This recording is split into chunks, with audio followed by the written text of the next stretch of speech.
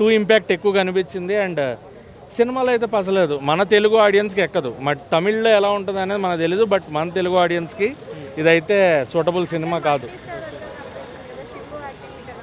లేదు, పెర్ఫార్మెన్సెస్ గురించి ప్రాబ్లం ఏం లేదు, పెర్ఫార్మెన్సెస్ ఆర్ గుడ్. ప్రతి ఒక్కళ్ళు కూడా వాళ్ళ పెర్ఫార్మెన్స్ చింపేశారు. బట్ సినిమాలో స్టోరీ లేదు, కంటెంట్ లేదు, స్క్రీన్ ప్లే వర్కౌట్ అవ్వదు. సో ఇవన్నీ కూడా నెగిటివ్స్ కాబట్టి మన తెలుగు నేటివిటీకి ఎక్కదు. ఉపయోగం ఉందా ఎవరికి ఉపయోగం లేదు ఇక్కడ. త్రిష గారు పెర్ఫార్మెన్స్ బాగుంది, అంటే ఉన్నారు.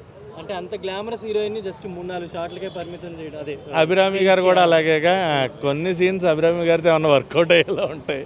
త్రిష గారితో ఓకే, ఏదో ఉంటుంది dialogue, madam I am your only Adam అని. ఓన్లీ యాడమ్ ఇద్దరిని చెప్పారు, ఇద్దరు ఓన్లీ యాడమ్ అన్నారు. సో చూడండి సినిమా, అంటే చూడొద్దు అని చెప్పను, నాకైతే నచ్చలేదు. But you can watch it in theatre. ఏమో కమల్ హాసన్ గారి సినిమా, మిగతా మణిరత్నం గారి సినిమా కాదు ఇది, మణిరత్నం గారి సినిమా అయితే కాదు. Never expect that this is a film of Mani Ratnam గారు. ఆయన టేకింగ్ లాగా అయితే కనిపించలేదు. టిపికల్ మణిరత్నం అని ఒక స్టైల్ ఉంటుంది ఆయనకి, అది లేదు, ఎక్కడా కూడా అది కనపడలేదు. మణిరత్నం గారు ఆయన అలా బయటకు వచ్చి తీసే రకం కదా, కమల్ హాసన్ గారు తీస్తే ఆయన పేరు వేసారేమో డౌట్ నాకు. సో ఓవరాల్ నచ్చుతుందా సినిమా? అంటే మన తెలుగు ఆడియన్స్కి అయితే కష్టమే భయ్య, తమిళ్లో ఏమో చెప్పలేము.